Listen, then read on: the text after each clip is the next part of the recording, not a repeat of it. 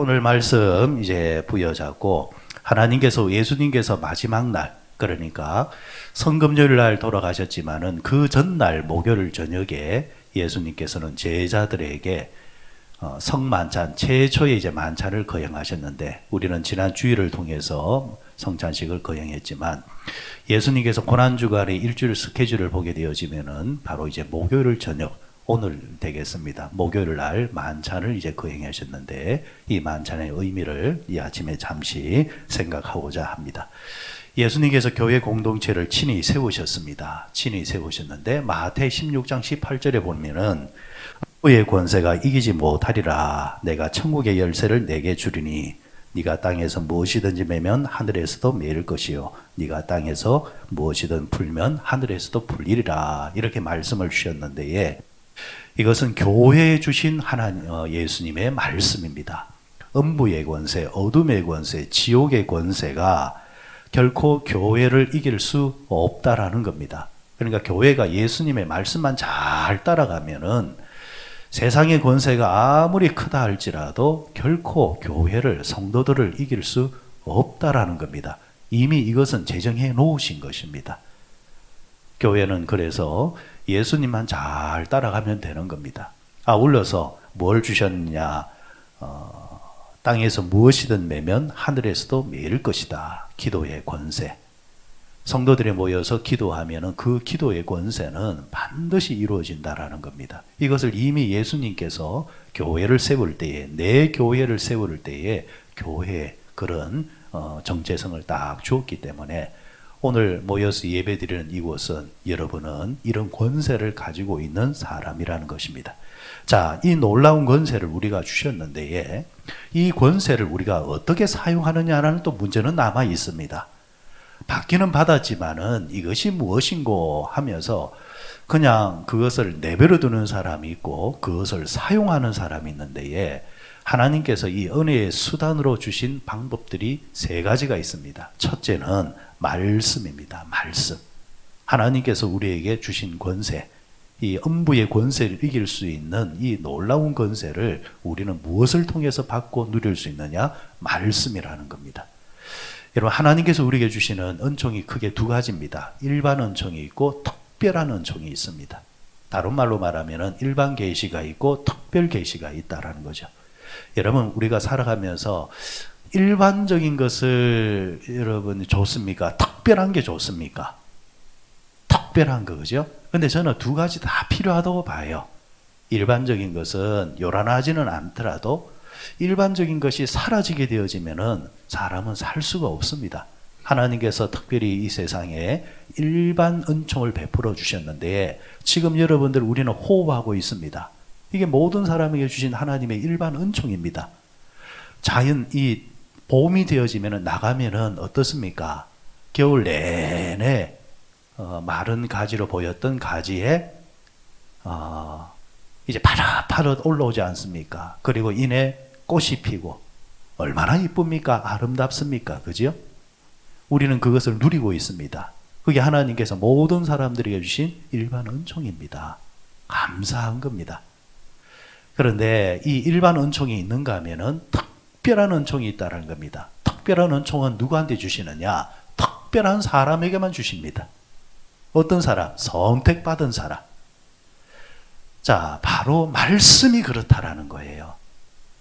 여러분, 특별히 선택받지 아니하는 사람에게 말씀을 읽어준들, 이분들이 이 말씀을 이해하고 받느냐, 은혜를 받느냐, 못 받습니다.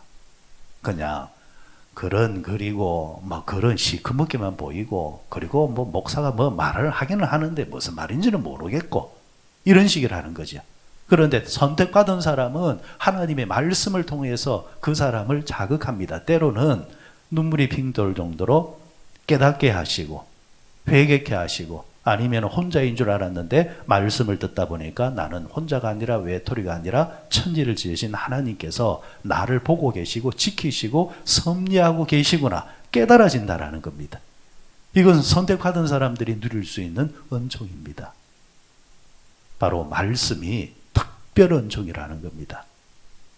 자, 이 말씀은 우리에게 오늘도 특별하게 이제 다가오시는데에 성경에서 여러분들 성경 말씀을 이제 듣고 읽을 때에 딱 이렇게 이제 보시게 되어지면은 예언이라는 말씀이 잘 나옵니다. 세상의 예언과 성경의 예언은 전혀 다른 이야기입니다. 세상의 예언은 대체로 어떤 말을 합니까? 내일 무슨 일이 벌어질 것 같습니까? 요번에 이게 되겠습니까? 안 되겠습니까? 라는 식으로 아직 가보지 못한 시간에 대해서 알아보는 것을 우리는 예언이라 이렇게 말을 합니다. 그렇죠? 그런데 성경에서 말씀하시는 예언은 전혀 그런 말씀이 아닙니다. 성경에서 말씀하시는 예언은 이미 우리에게 주신 말씀을 이야기하는 겁니다. 그런데 신기하고 놀라운 것은요, 우리에게 이미 주신 이 말씀은 과거, 현재, 심지어 미래까지 다 포함하고 있다라는 겁니다. 2000년에 전에 주신 예수님 말씀을 우리가 잘 이해하고 받고 그 말씀이 오늘 내게 새롭게 다가오게 되어지면은 이 말씀 속에서 내가 앞으로 어떻게 살아야 되는지까지 다 알게 된다라는 겁니다. 그래서 여러분 우리가 뭘 알고자 할 때에 자꾸 세상적인 방식으로 사람을 찾아가거나 사람에게 묻는 식의 그런 방식이 아니라 당장 어디로 들어가야 되느냐? 말씀을 펼치셔야 됩니다. 성경에서 하나님의 말씀은 어떻다 했습니까? 하나님의 말씀은 살았다 했지 않습니까? 이미 죽은 말씀이 아니라 과거의 말씀이 아니라 지금도 버젓이 살아서 움직이는 말씀이라는 겁니다. 이 특별한 말씀 예언을 우리에게 주셨다라는 말씀입니다. 여러분 사순절 기간 동안 또 이번 고난주간 동안 여러분들이 말씀을 듣거나 아니면 말씀을 펼칠 때에 여러분에게 예언하시는 말씀이 여러분들에게 크게 임하시기를 바랍니다. 두 번째 은혜 수단이 뭐냐니까 기도입니다.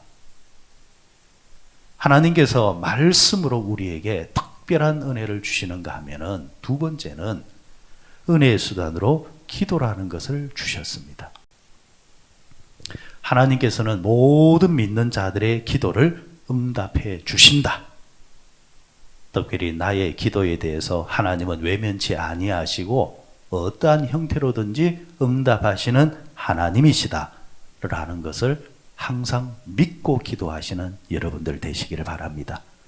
성경에서 다만 두 경우에 대해서는 기도한다 할지라도 하나님은 우리를 위해서 응답하지 않으신다 하셨습니다. 그 두 가지 경우가 뭐냐? 하나는 구하지 않아서 얻지 못함이라. 구하지 않는다라는 것은 그분에 대한 기대가 없다라는 겁니다. 신앙생활 할 때, 교회 생활할 때에 하나님에 대해서 별로 기대하지 아니하면서 교회 생활하는 분들이 의외로 많습니다. 그냥 교회를 하나의 모임 정도로 왔다 갔다 하시는 분들, 기도해 봐야 큰 그게 다 해봤다라는 겁니다. 어리석은 생각입니다. 하나님은 기도의 방식으로 응답하시겠다. 이미 주시기로 작정하시고 계획하셨지만 기도하면은 주시고 기도하지 아니하면은 아니 주시겠다라는 것이 하나님의 말씀입니다. 그러므로 여러분 크든 작든 간에 내가 얻기를 구하고 구하기를 원한다고 한다면은 반드시 어느 자리에 들어가야 되느냐? 기도의 자리로 들어가셔야 됩니다. 두 번째 경우는 하나님은 이런 경우는 절대 응답하지 않는다. 욕심을 위해서 기도하는 것은 하나님이 응답하지 않는다. 여러분 결국 욕심은 어떤 속성을 담고 있다 했습니까? 죄라는 속성을 담고 있습니다. 다시 말해서 죄를 짓기 위해서 구하는 것에 대해서는 하나님이 응답하지 않는다라는 겁니다. 하나님 보실 때에 요거 주면은 이 사람이 이걸 가지고 하나님께 영광 돌리는 삶을 사는 것이 아니라 요거 주면은 요거 가지고 없을 때는 그렇게라도 붙어 있으니까 괜찮은데 주면은 그거 받아가지고 탕자가 집을 나가는 것처럼 하나님께로부터 멀어지는 사람으로 하나님 딱 보이시는데 그 사람에게 주시겠느냐는 겁니다. 여러분, 예전에 이런 책 제목이 있었습니다. 바쁘니까 기도해야 됩니다. 여러분 꼭 기억하셔야 됩니다. 바쁘니까 기도해야 됩니다. 안 바쁠 때는 기도합니다. 안 바쁠 때는 예배 드립니다. 그래서 하나님께서 복을 주셔가지고 바쁘게 해놨더만 이제는 바쁘다고 기도 안 합니다. 바쁘다고 예배 안 드립니다. 그런 분에게 더 큰 복을 주셔야 되겠습니까? 하나님 입장에서는 이 사람은 바쁘면 잘 되면 이제 기도에서 멀어질 사람인지라 거기까지만 주신다라는 겁니다. 하지만 바쁘더라도 가장 우선순위가 기도요. 가장 우선순위가 예배요. 가장 우선순위가 하나님의 영광이라 생각하며 살아가는 자들에게는 하나님께서 줘도 아깝지 않다라는 겁니다. 세 번째 수단이 뭐냐 하면은 바로 성례전입니다. 성례전.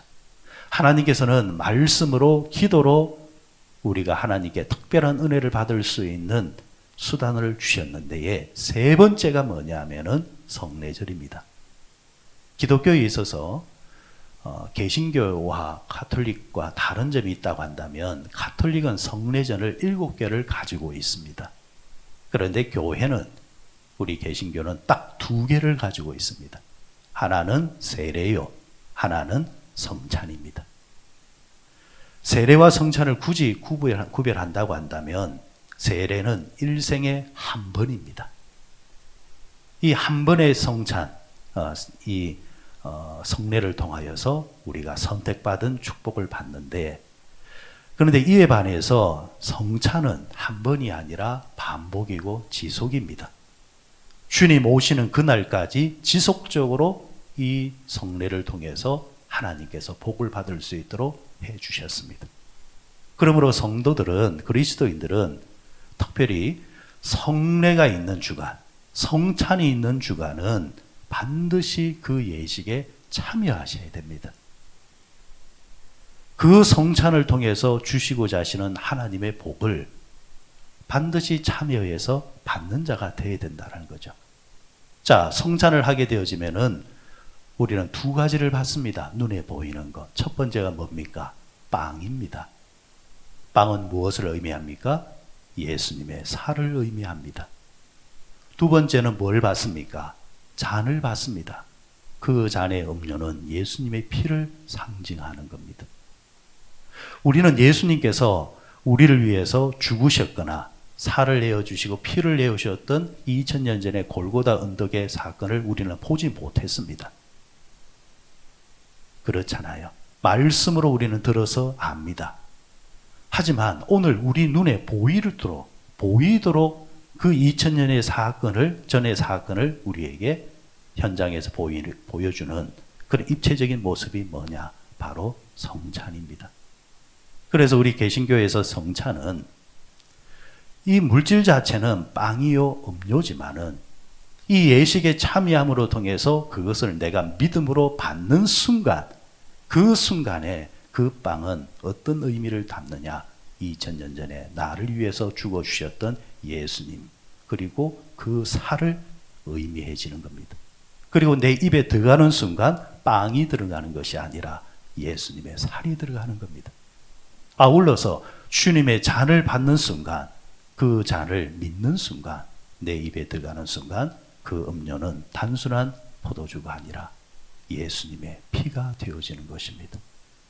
그러면 예수님의 이 살과 피는 우리에게 오늘 어떤 의미를 가지고 있느냐? 먼저는 용서의 의미를 가지고 있습니다. 여러분, 예수님께서 오늘 최후의 만찬이라 할 수 있는 이 장면에서 제자들을 다 불러 모으셨는데 이 용서의 의미는 과거의 용서 그리고 현재의 용서까지 담고 있습니다. 미래의 용서까지 담고 있습니다. 자, 이 자리에는 누가 앉아 있습니까? 베드로가 앉아 있습니다. 베드로는 장차 이제 몇 시간이 지나면은 예수님을 어떻게 합니까? 배반합니다. 나는 예수를 모릅니다. 아시다시피 예수님은 그것까지 내다보셨잖아요. 저는 이 부분을 상상할 때마다 빌라도 관정에 앉아 계신, 신문 받고 계시는 그 예수님, 대제사장 집에 그 마당에서 신문 받을 때에 그곳에 앉아 있는 예수님이 대문을 하나 사이에 두고 바깥에 베드로가 보입니다. 베드로가 보이는데 베드로가 어느 계집이 당신 예수의 제자 아니냐 물을 때 나는 몰라요 할 때에 베드로는 의식적으로 그 대문 안쪽에 있는 예수님을 보았지 않을까. 그리고 예수님과 베드로의 눈빛이 딱 마주치는 순간 베드로가 얼마나 부끄러웠을까, 민망했을까. 그렇지만 지금 당장 내가 살아야 되니까, 지금 당장 내가 무서우니까 예수님과의 눈빛이 마주쳐도 입으로는 나는 예수를 모른다고 말할 때의 그 장면. 그런데 예수님께서는 이미 다 알고 계셨다라는 거. 그렇지만은 네가 지금은 그렇지만은 이후로 너는 그런 사람이 아니라 나를 위해서 어디까지나 갈 수 있는 사람이 될 것이라는 것까지 또 알고 믿음의 눈빛을 보이시는 그 장면. 여러분, 예수님께서는 그것까지 다 내다보시고 지금 몇 시간 뒤면은 배반할 베드로지만은 베드로에게 떡을 떼어주시고 잔을 내어주시면서 받아 먹어라 하시는 그 마음, 오늘 우리를 향한 마음이라 그렇게 생각을 합니다. 그 자리에 또 누가 있었습니까? 가룟 유다잖아요. 예수님은 마지막 순간까지 가룟 유다에게 뭘 주십니까? 기회를 주십니다. 이거 받아 먹으면서 너 회개해라, 돌이켜라는 겁니다.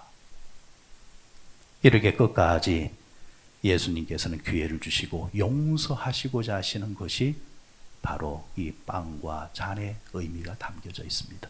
그러면 이 빵과 잔을 받아 먹는 자들은 어떤 결단을 해야 되느냐? 나도 용서하며 살겠다라는 겁니다.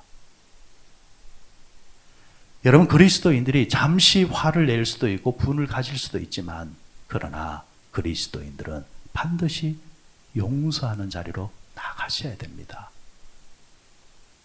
분명한 것은 용서하는 삶을 살 때에 주님이 우리에게 주신 그 예수 그리스도의 용서가 의미가 있고 그 효력이 발생하는 겁니다. 그런데 나는 용서를, 그 큰 은혜를 받아서 큰 용서를 받았으면서 내 마음을 좀 상하게 했다고 끝까지 그 사람을 거부하고 산다고 한다면 그분은 예수님의 성찬에 참여한 사람이 아니라는 겁니다. 그러므로 여러분, 성찬을 받을 때마다 마음에 남아있는 그런 불편한 마음들을 비워내고 용서하는 자의 모습으로 갈 때에 그 예수님의 살과 피는 우리에게 크게 의미 있게 다가오는 겁니다. 또 하나는 생명입니다. 예수님의 살과 피가 사람을 살렸다라는 겁니다. 우리를 살렸다라는 겁니다. 내세의 삶, 지옥에 갈 사람이지만 우리는 천국 갈 사람으로 바뀌었다라는 겁니다. 뭐에 의해서? 예수님의 살과 피에 의해서. 우리가 예수를 잘 믿어가지고, 여러분들이 예수님의 헌신을 잘 해가지고 우리가 구원받는 거 아닙니다. 만약 그렇게 생각하면 착각하는 겁니다. 한 번씩 어떤 분은 그런 말을 해요. 내가 어떻게 예수를 믿었는데, 내가 어떻게 헌신을 했는데, 내가 어떻게 봉사를 했는데. 여러분, 우리가 인정해야 될 것이 그거 아무것도 아닙니다. 그거는 뭐냐면은 주신 은혜가 너무 감사해서 은혜에 감사하는 삶을 살고자 내가 헌신하는 것이지, 그 헌신 때문에 내가 지옥 갈 사람이 천국 가게 된 것이 아니라는 겁니다. 사람 죽여놓고 봉사 조금 하면은 사람이 용서받는 겁니까? 아니잖아요. 죄는 그렇게 해서 사라지는 게 아니라는 겁니다. 우리가 마지막 그 순간까지 예수님 앞에 겸손할 수밖에 없는 이유는 딱 하나입니다. 예수님께서 나를 위해서 죽어주심으로 통해서 내가 살아났다라는 겁니다. 이것은 그 무엇으로도 보답할 수 없다라는 겁니다. 사망 권세가, 음부의 권세가 교회를 이기지 못한다, 성도들을 이기지 못한다. 이유는 하나입니다. 그 교회에 뭐가 있기 때문에? 예수님이 있기 때문입니다. 예수님께서 여러분들을, 하나님께서 여러분들을 용서하시고 새 생명 주시는 것은 딱 하나입니다. 여러분 안에 예수님이 계시기 때문입니다. 딱 그 이유 하나 때문이라는 겁니다. 바로 성찬에 그 의미가 담겨져 있습니다. 마지막으로 평화입니다. 이 평화는 누구와 누구 사이의 평화를 말하느냐? 하나님과 나 사이의 평화를 말하는 겁니다. 그런데 이 평화를 위해서 화목제가 되신 분이 누구냐? 예수 그리스도라는 겁니다. 예수 그리스도를 통하지 않고는 하나님과 화평할 방법이 없는 것이 우리의 현실입니다. 그래서 우리가 찬송을 하더라도 예수님의 이름으로 찬송하는 것이고, 기도를 하더라도 예수님의 이름으로 기도합니다 하는 것이고, 그 예수님이 하나님과 나 사이에 중보가 되어 주시기 때문에 우리는 하나님과 평화하게 되어진 것입니다. 그러므로 여러분, 평화를 원하십니까? 가정에 화평하기를 원하십니까? 다른 방법과 수단이 있는 것이 아닙니다. 예수님이 여러분의 가정의 주인이 되어주시면 그 가정은 평화하게 되어져 있습니다. 예수님이 빠지고 다른 아무리 좋은 것을 갖다 놓아도 당장은 좋지만은 나중에 보면은 사람은 결국 또 욕심이 있는 존재이기 때문에 또 아웅다웅하면서 깨어지게 되는 겁니다. 사랑하는 여러분, 우리 재단이 더 성숙해지고 더 아름다워지기 위해서는 교회 안에서 더더욱더 예수님의 소리가 많이 나야 됩니다. 예수님을 사이에 두고 우리가 서로 용서하고 서로 예수님의 이름으로 격려함으로 통해서 영혼이 살아나게끔 만들고, 예수님의 이름을 우리가 많이 부름으로 통하여서 화평케 하시는 은혜가 가득할 때에 교회는 아름다워지고, 결국 이 은혜로 통하여서 여러분의 가정도 그렇게 되어지는 겁니다. 오늘 예수님께서 십자가를 지시기 전 그 전날 밤에 제자들을 불러 모으시고 장과 떡을 나누시고 우리에게 용서와 생명과 평화를 주신 것처럼, 오늘 이 목요일 날 예수님께서 나에게 이것을 주셨음을 감사하면서, 성찬은 지났지만은 오늘 나에게 이 새벽에 영적인 떡을 주시고 영적인 잔을 주심에 대해서 감사하시고 받아 먹으라 했으니까 오늘 말씀으로 잘 받아 먹으셔서 또 이 하루를 사는 동안 용서의 삶, 생명의 삶, 평화의 삶을 사실 수 있는 우리 모두 되시기를 주의 이름으로 축원드립니다.